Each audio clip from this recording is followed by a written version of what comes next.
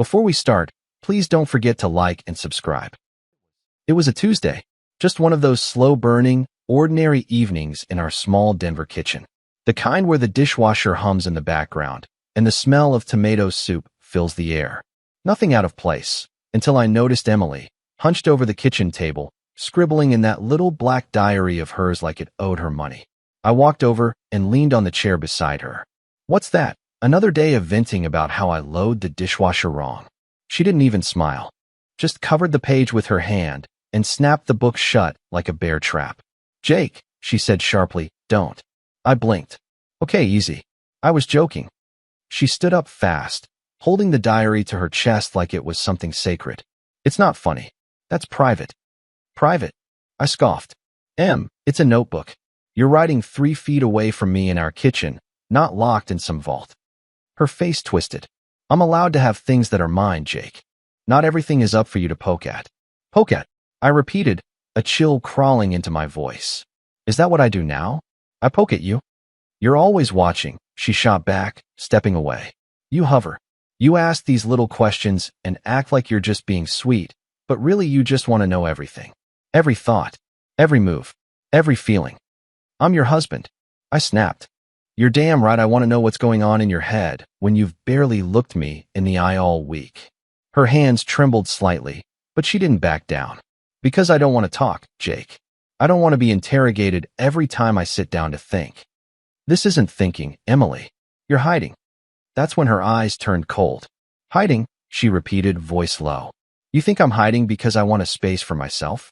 Maybe if you didn't make everything about you, you'd see that not everyone processes things out loud." I took a step closer, my heart pounding. "So now I'm selfish?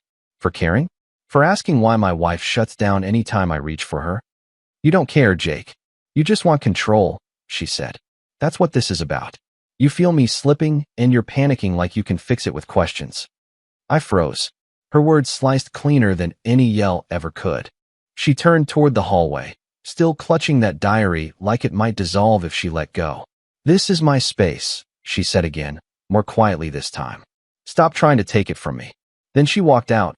No slamming, no theatrics. Just a door closing, soft and final. I stood there in the middle of our kitchen, heart hammering.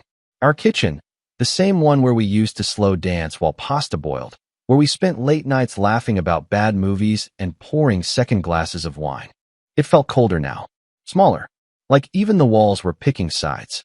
And on the table, her pen, still uncapped, still warm, like the argument wasn't over, just paused. 3 days passed in a fog. We spoke, sure, but only when logistics demanded it. Dinner's on the stove. "Murphy needs his meds. You're late." Again, our words became tools, not touch. So when Friday rolled in and Emily dropped her bag on the couch like it was still her couch, I decided I couldn't keep pretending. We were in the living room, evening light stretching long across the hardwood. I was standing by the bookshelf, absently straightening a row of old paperbacks, anything to steady my hands. "I'm going to Aspen next week," I said, keeping my tone even. Emily was flipping through the mail on the coffee table. She barely looked up. "Yeah, the guy's trip. Same as every year." I nodded slowly. "Yeah, but this time, I'm going alone." That made her freeze. She turned, eyebrows pulling together. "What do you mean, alone? I always come. We've gone together the last 4 years." I kept my voice steady, but inside, my chest was a live wire. "I need some space, Em. Just a few days to clear my head." Her lips parted in disbelief, then twisted. "Clear your head from what, Jake? Me? Because I write in a journal like half the women in the world?" I walked over to the fireplace and leaned against the mantel.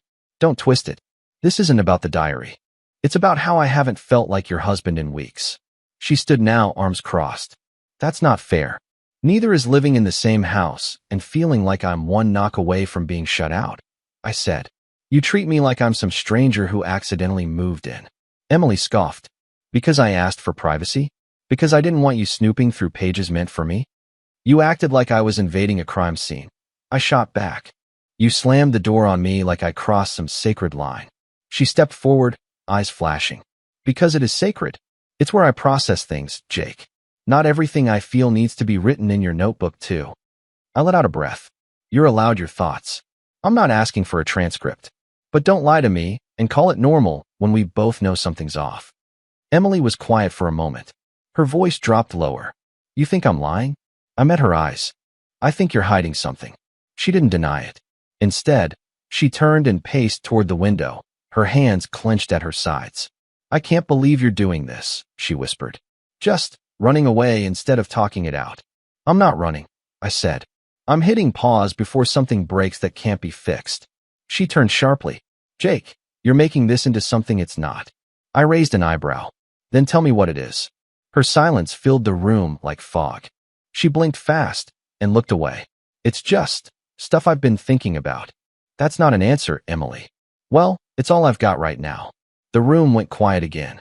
Murphy's tail thumped lazily against the floor in the hallway, the only sign of life in the heavy pause between us. After a long beat, I said quietly, I'll be back Tuesday night. She stared out the window again, her reflection pale against the glass. When did we stop trusting each other? She asked, barely audible. I shook my head. I'm still trying, Em. But you keep giving me reasons to question everything. Her voice cracked. You think I'm betraying you? I didn't answer. Not directly. Just stared at her like maybe I could still find the truth if I looked hard enough. I just need a few days, I repeated, grabbing my keys off the table. That's all. Then I walked past her, slow, steady, not slamming doors. Because I didn't need to make noise to make a point. The silence I left behind did it for me. When I walked through the front door Tuesday evening, the smell of garlic and rosemary hit me like a brick wall. I stopped short. The house was lit low, warm and golden like something out of a catalog. Candles flickered in little glass holders all across the dining table. A bottle of wine was already breathing next to two polished glasses. Plates were perfectly set. Emily had even folded the napkins into little triangles, something she hadn't done since our 3rd anniversary. I stepped in slowly, the wood floor creaking under my boots. Murphy came bounding up, tail wagging like the last few days hadn't existed. I rubbed his head absently, my eyes scanning the scene. Emily appeared from the kitchen in a soft blue dress I hadn't seen in months. Hair curled, smile soft, too soft. Hey, she said, stepping forward. Welcome home. I looked at her like she was a painting hung a little too straight. This is a surprise. I thought you'd be tired, she said, placing a warm hand on my arm. I wanted to cook. For us. The word hung in the air like perfume. Us. I nodded slowly. It smells good. She smiled wider, stepping back toward the table. Go ahead and sit. Food's ready. We sat down across from each other. Chicken marsala, mashed potatoes, roasted carrots. It was all there. Every favorite dish. Wine? She asked, already pouring before I answered. We clinked glasses. She held my gaze as she said, to new beginnings. I swallowed hard, let the wine hit my tongue before answering. Sure. New beginnings. As we ate, she talked, nonstop, about the grocery store, her coworker's dog, a weird dream she'd had about a hot air balloon. I just nodded, chewed, nodded again. And then, halfway through her second glass, she set her fork down. I love you, Jake, she said. I know I've been distant. I know I've been hard to reach. But I need you to know, I've never stopped loving you. I looked up, and her eyes were wide, almost watery. I can't lose you, she added, voice trembling just enough to sound honest. You're everything to me. I set my fork down too. Emily, I'm here, aren't I? She reached across the table and squeezed my hand. But you almost weren't. Aspen scared me. I kept thinking, what if you didn't come back? I just needed space, I said quietly. I know, and I respect that. I do. She paused, biting her lip. I realized I've been selfish. I've been in my own head too much. I gave her a small smile. It's okay. But inside it wasn't. Something about all this felt wrong. Like it had been rehearsed. Like she'd stood in front of the mirror and timed her tears to the rhythm of the wine pour. Her grip on my hand was warm, but her eyes? Too careful. Too calculated. I forced a smile, played the role. I'm glad to be home. She let out a breath of relief. We can get back to us now, right? Sure, I said. But as I took another bite of chicken, I felt like I was chewing through cardboard. Because for all the warmth in the room, between the candles and the wine and her perfectly placed smile, something felt cold. Too perfect. Too polished. Like a storm had just passed. And instead of debris, there was a freshly set table waiting for me. And that scared me more than any argument ever had. The next morning started like any other. Cold Denver air, coffee brewing, Murphy whining at the back door. I was in the kitchen, watching Emily rush around like she was 10 minutes behind schedule, again. She'd packed her tote so tight with work folders it barely zipped, and as usual, she skipped breakfast. "Don't forget your scarf," I said, handing it to her as she scrambled toward the door. She took it without a word, flashed a quick smile, and disappeared with a hurried, "Thanks, babe." A few seconds later, I heard the clatter. Not the garage door, not the gate, paper, plastic. A dull thud and the rustle of chaos spilling across the driveway. I stepped to the window.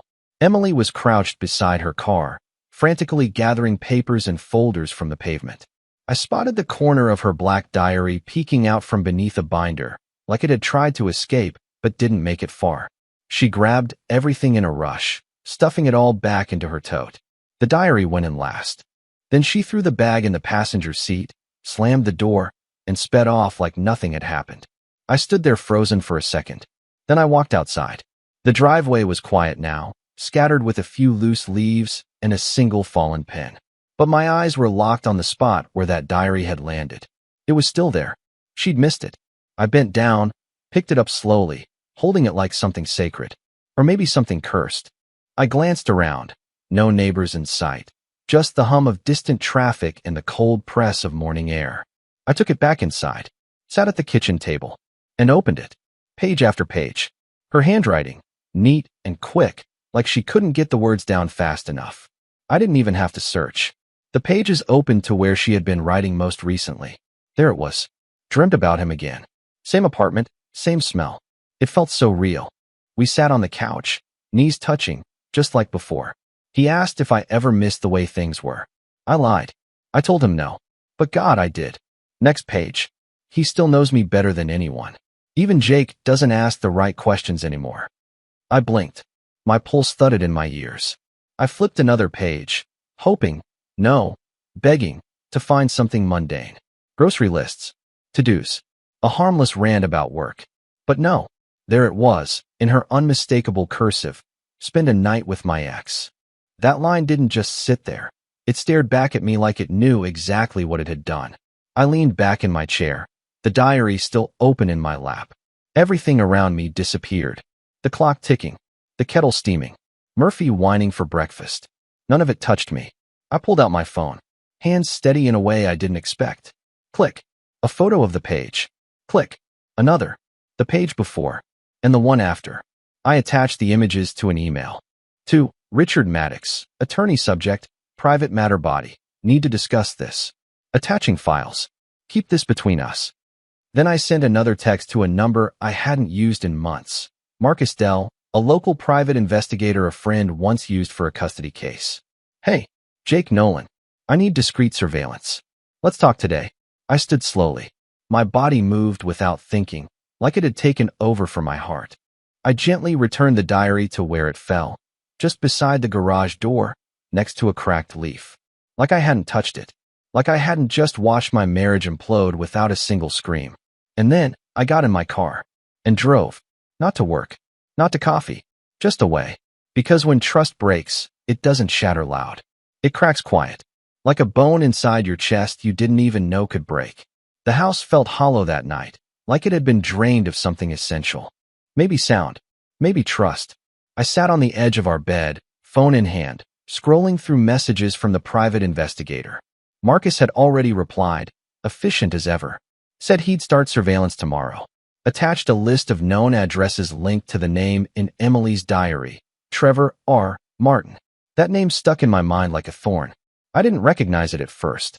But now, I couldn't forget it if I tried. A knock on the doorframe. I looked up. Emily stood there with damp hair, her bathrobe tied too tightly at the waist, like she was holding herself together with fabric. Her face was unreadable, eyes alert, shoulders stiff. You've been quiet, she said. I nodded, thumb still grazing the screen. Long day. You've barely looked at me since you came home. I glanced at her, then back to the phone. That's not true. She stepped into the room, slowly, carefully, like the floor might betray her. It is. And I know why. I said nothing. She crossed her arms. You've checked out, Jake. I can feel it. It's like you're here, but not here. Like you're just waiting for something. I turned the screen off and placed the phone on the nightstand, then looked at her directly. Emily, you're imagining things. Her laugh was sharp. Don't you dare say that to me. I stood, calm, grounded. You're accusing me of something you don't understand. No, I'm accusing you of pulling away while pretending nothing's wrong. That's worse.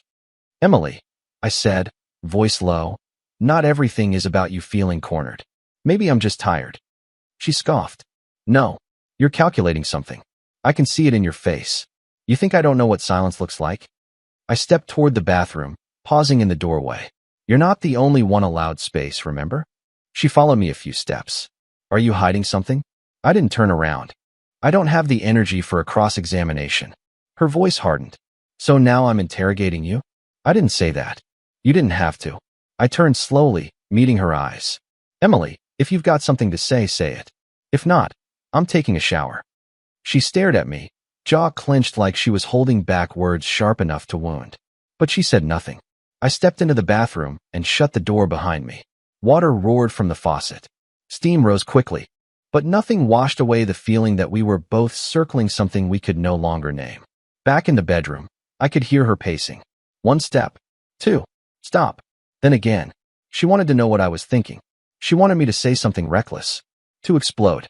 To admit I'd stopped caring. But I wouldn't give her that. Not yet. I needed more than emotion. I needed proof. I needed control. Because if I said one wrong word now, she'd bury it before I could pull it to the surface. So I let the water run. And the silence between us stretched even further, like a thread pulled tight. Just waiting to snap. The bell above the cafe door jingled with that fake cheerfulness only small-town diners manage to keep alive. I stepped inside and scanned the place. Marcus was already there, corner booth, coffee in hand, duffel bag beside him. He didn't wave, just gave me a nod, short and unreadable, like everything about this meeting. I slid into the booth across from him. He didn't bother with pleasantries. You sure you're ready for this? He asked. I wouldn't be here if I wasn't. Marcus reached into the bag and pulled out a thick manila envelope. He placed it on the table, kept his hand on it a second longer than necessary. Like he was warning me one last time.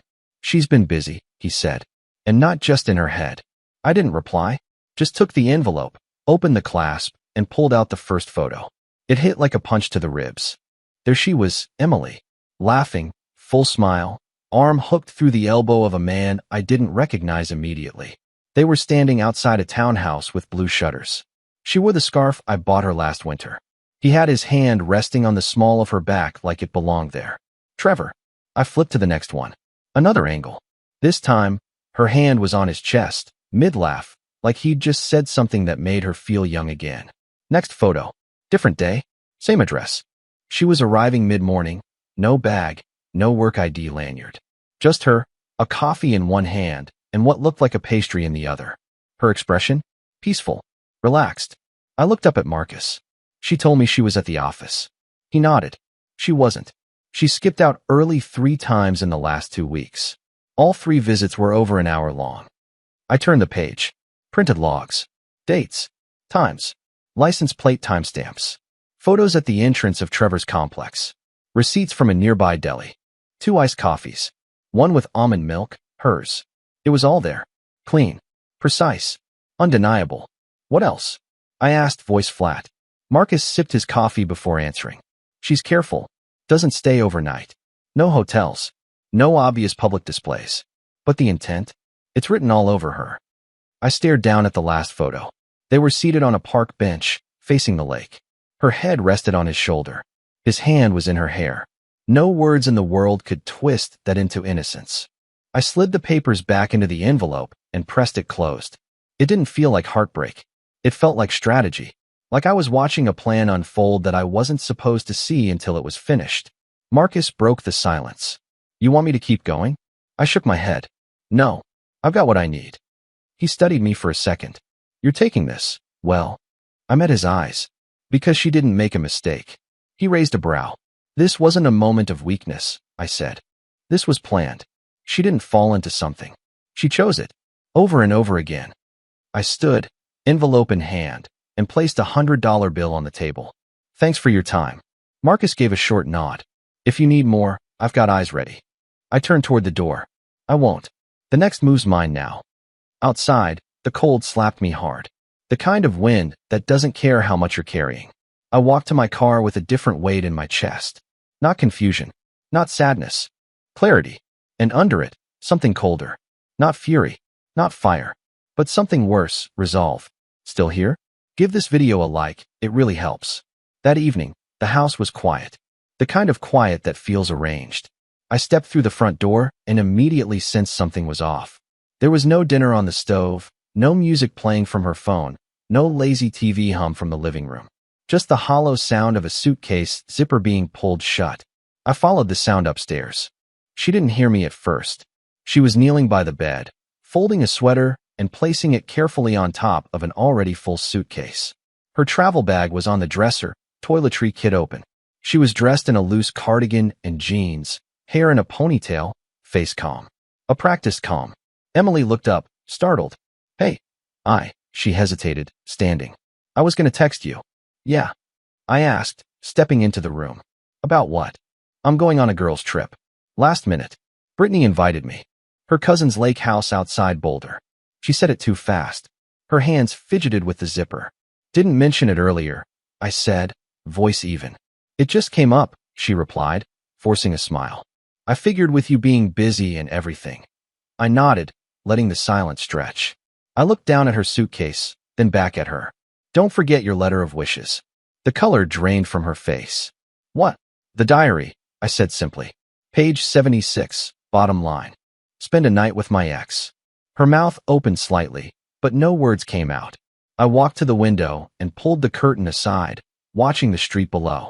I picked it up after it fell out of your bag. You were in such a rush, you didn't even notice. She took a small step forward, eyes wide now. Jake, wait, I hired a private investigator, I said, turning to face her. He followed you. Took pictures. Every morning you told me you had a board meeting. You were parked outside Trevor's place. She swallowed hard. I can explain. No, I said. You can't. Her voice cracked. It didn't mean anything. Don't, I said sharply. Don't stand in this room and try to shrink what you did. It wasn't a mistake. It was a decision. A pattern. A performance. Tears welled in her eyes. I never meant to hurt you. You didn't stumble into his arms, Emily. You walked. You wrote about it. You planned it. She stepped toward me, hands shaking. Jake, please. It wasn't physical. It doesn't matter, I said. You erased this marriage the second you wished for someone else. For a moment, she said nothing. Just stood there, breathing hard, blinking tears away. I didn't know how to tell you, she whispered. I was confused. No, I replied, voice steady. You were selfish. You wanted two lives. One with him, one with me. And now you don't get either. I walked out of the room and down the stairs. She followed. Jake, where are you going? I opened the front door and stood aside. You'll need to finish packing somewhere else. She stared at me, stunned. You're kicking me out. I'm not kicking you out, I said calmly. I'm telling you the truth. You don't live here anymore. You just hadn't heard it out loud yet. Please, she said, tears streaming now. I made a mistake. No, I said, meeting her eyes. You made a wish. She stood frozen in the doorway, suitcase beside her. I didn't slam the door. I didn't yell. I just waited. Eventually, she stepped outside, and I closed the door behind her. Not with anger. Not with fire. With finality. The next morning was windless and gray. The kind of stillness that felt fake. The kind of morning where something had to break. I didn't go to work. Didn't check emails. I just got in the car and drove. Engine low, tires humming beneath me. I knew exactly where I was going. Marcus had given me the address in a single text the night before. A 2-story brick house in Edgewater. Quiet street. Not the kind of place where neighbors asked questions. Trevor R. Martin. I pulled up just past 9. The driveway was empty. Curtains drawn. But the porch light was still on, like he'd forgotten the sun comes up eventually. I got out of the car, walked up the steps, and knocked. Firm. Calm. No answer. I knocked again, louder this time. Waited. Still nothing. Then I rang the bell and stepped back, folding my arms. Through the frosted glass panel, I could see a shadow move. Someone was definitely home. Trevor. I called out. We're not doing this the coward's way. No response. I stepped off the porch and walked around the side, my shoes crunching gravel. The backyard gate was unlocked, swinging slightly in the breeze. I pushed it open, and there he was, barefoot, scrambling through the grass, phone in one hand, shirt half buttoned. He froze when he saw me, just for a second, then bolted. "Hey," I shouted. "Stop running." But Trevor didn't stop. He sprinted across the yard like guilt had lit a fire under him, crashing through some hedges and leaping a half-rotten fence like he'd done it before. I chased after him, my feet pounding the ground, heart racing, not from effort, but from fury. By the time I reached the fence, he was already disappearing through the alley on the other side, kicking up dust like a scared kid caught sneaking out. I didn't follow. Didn't need to. The truth didn't need catching. I already had it. I stood there for a few moments, catching my breath, staring into the silence he'd left behind. Then I turned back, walked across the yard, past the empty lawn chairs and broken wind chimes. Back to my car. I sat behind the wheel, gripping the steering wheel tight, watching Trevor's house shrink in the rearview mirror. He hadn't said a word, but I'd heard everything. His run was louder than a confession, and his silence was all the confirmation I needed. I didn't chase him for answers. I chased him to see if he'd run, and he did, just like I thought he would. Back home, I poured myself a glass of water and stood in the middle of the kitchen, the same kitchen where Emily once made pancakes on Sundays and laughed about nothing. That version of her didn't exist anymore. That version of us was gone. All that was left now was the part where I finished what she started. No more doubt. No more bargaining. This wasn't a crack in the glass. It was a fracture clean through, and I wasn't going to pretend otherwise. It was Sunday afternoon. Late fall. The air had that stillness to it. Dry leaves stuck mid-crackle on the lawn, not enough wind to make them move. I was cleaning out the garage, organizing boxes that didn't really need organizing. Murphy barked once. I turned to see what he was barking at. Then I heard the knock. I froze. Front door. I knew it before I even stepped around the corner. I knew the sound of her knock. When I opened the door, there she was. Emily. Hair pulled back. No makeup. Puffy eyes. One suitcase. And nothing rehearsed about her expression. "Hi," she said softly, her voice cracked at the edges. I didn't speak. She took a breath, eyes glancing past me like maybe if she could just get through the threshold, the rest would fix itself. "Can we talk?" she asked. I leaned on the doorframe. "About what?" Her eyes filled instantly. "About everything. About what I threw away." Trevor run out of lake houses. Her face twisted. He left town. Said it was too messy. I ended it. I swear. Jake. I told him never to contact me again. I looked at her. Really looked at her. Her shoulders had dropped. Her voice was softer than I'd heard in weeks. But the pain? The regret? That wasn't performance. Still, I didn't step aside. She shifted her weight. I know what I did. And I hate myself for it. I was selfish. I got caught up in something I didn't even understand until it was too late. "That's a lie," I said calmly. "You understood it just fine. You fantasized about it, wrote about it, planned it. Over and over." She shook her head quickly. "It wasn't real. None of it meant anything. It was like chasing something that died years ago. Didn't stop you from chasing." Her tears spilled now. "I made a mistake." I raised an eyebrow. "Mistakes are accidents, Em. What you did wasn't an accident. You nurtured it, protected it, hid it." "I lost myself," she whispered. "I thought I could control it, keep it separate from us. But I couldn't. Because there was no us anymore," I said. "Not once you let him in." She hugged herself, stepping slightly forward. "Jake, I don't want him. I want you. I want our life. I want to fix this." I studied her. The suitcase by her side. The rawness in her eyes. The desperation. "You can't fix what you gutted," I said, my voice low. "You carved a hole through trust, and now you want to patch it with apologies?" "I'm not expecting everything to go back to normal," she said quickly. I'm asking for one more chance. One more shot to prove to you I still belong here." I stayed quiet for a long beat. Then I said it. "You don't." Her breath caught. "You don't belong here, Emily. Not anymore. You didn't just cross a line. You redrew the map and left me off it." She covered her face with both hands, crying now without holding back. "Please," she sobbed. "I know I broke you. I know I broke us. But I'm still in love with you." I didn't flinch. "That's not enough," I said. "Love doesn't erase betrayal. It just makes it hurt more." She looked at me like she wanted to scream, but no more words came. Just shaking shoulders. Just silence. I stepped back once. Just enough to make it clear. Not coming in. Not anymore. She wiped her face with the sleeve of her coat, nodding slowly, as if she finally understood. I'll go, she whispered. I thought maybe there was still something here worth saving. I met her eyes. There was. You just didn't protect it. She turned and picked up her suitcase with trembling fingers. As she walked down the steps, she didn't look back. I closed the door behind her. No force. No anger. Just the sound of finality again. But this time, it wasn't me doing the leaving. The courthouse didn't look like a place where love ended. Just concrete, beige walls, and fluorescent lights that hummed louder than they should. I sat at the long oak table, pen in hand, papers laid out in front of me like a final exam you never wanted to take. Emily sat at the opposite end of the room. Alone. Her lawyer had stepped outside for a moment. She was in a gray blazer, hair pulled back too tight, trying to look composed. But her eyes gave her away, red, tired, glassy. We hadn't spoken since she left the house that day. Didn't need to. There was nothing left to say. A few of our shared friends were in the back of the room. Tom and Renee from our hiking group. Lexi, who'd worked with Emily at the nonprofit. I didn't invite them. They showed up on their own, maybe out of loyalty, maybe curiosity. I didn't turn around to greet them. But I heard it. A whisper. I never thought Emily could do something like that. I don't even know who said it. Didn't matter.